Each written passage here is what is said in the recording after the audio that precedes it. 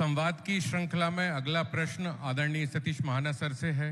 आप सभी ने देखा कि एक लंबा राजनीतिक सफर 91 से उनका आज तक बदस्तूर जारी है।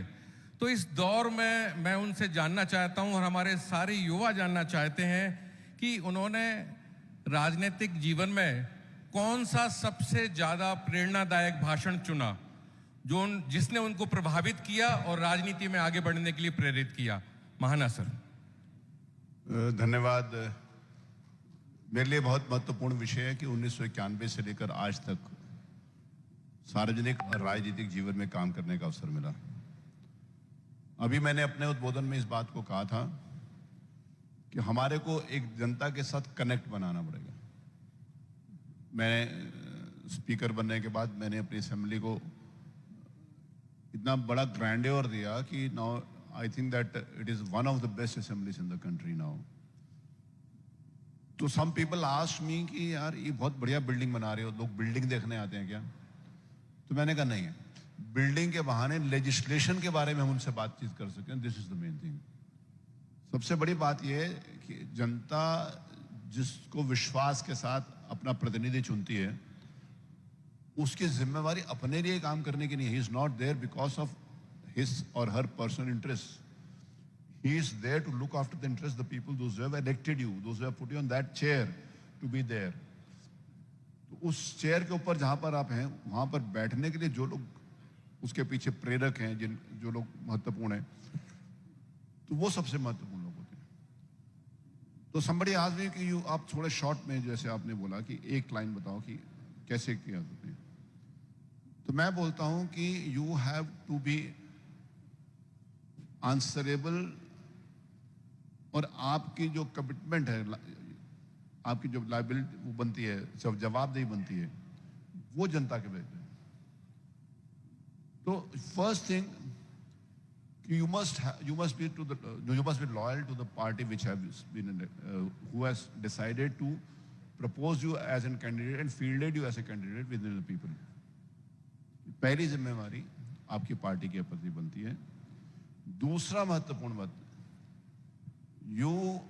आपकी जिम्मेवारी आपके वर्कर के प्रति बनती है, जो आपके और जनता के बीच में ब्रिज का काम करता है।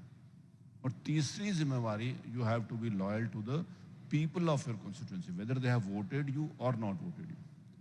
सम पीपल से दैट जिन्होंने आपको वोट नहीं दिया उनके प्रति क्या आपकी लॉयल्टी बनती है? तो मैं कहता हूं जिन्होंने वोट नहीं दिया उसके कारण कुछ लोगों ने वोट दिया है, तो वो भी बहुत महत्वपूर्ण रोल अदा करते हैं। इट इज नॉट कि दे आर आउट। अगर कोई व्यक्ति नहीं वोट दे रहा तो कहते हैं ये नहीं दे रहा तो मैं जरूर दूंगा। तो दे आर ऑल्सो एक पॉजिटिव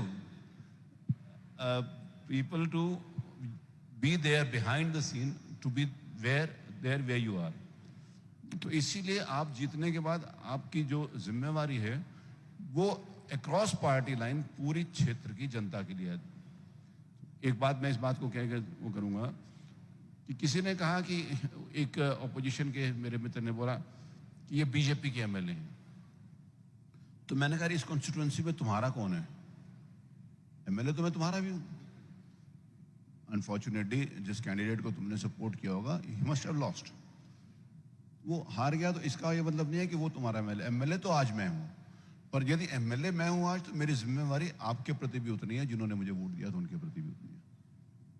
तो you have to be loyal to the people of your constituency whether they have or not voted to you. तो जिस समय आप ये सोचकर काम करेंगे तब फिर आप जनता के एक्सपेक्टेशंस को पूरा कर सकेंगे। अभी भाई अमन भाई ने मुझसे पूछा था कि मेरे से उन्होंने पूछा था कि भाई आप कैसे इतनी बार जीतते हैं? मैंने कहा यस, आपकी एंटी इनकम्बेंसी नहीं होती। तो मैंने कहा इनकम्बेंसी होती है लेकिन एंटी नहीं होती, पॉजिटिव होती है। तो पॉजिटिव इसलिए होती है कि मैं सोचता हूं कि जैसे जितनी बार मुझे पिछली बार वोट मिले, the people those are voted you the previous time, some of them may not like your working or they must not be satisfied what you have done for them, those individuals. So you have to join some other people also to come into that kitty. तो जिस समय आप उन लोगों को भी जोड़कर अपने साथ लाने का काम करते हो, तब फिर आप आगे बढ़ते हो, और उसके कारण आपकी जिम्मेवारी प्रत्येक व्यक्ति के ऊपर बनती है। जो सबसे बड़ा कारण है, आज मैं इस कुर्सी के ऊपर 8 बार लगातार बैठा हूं, वो मेरे क्षेत्र की जनता, मेरे शहर की जनता, मेरा वर्कर और मेरी पार्टी है। जी, great. Thank you very much for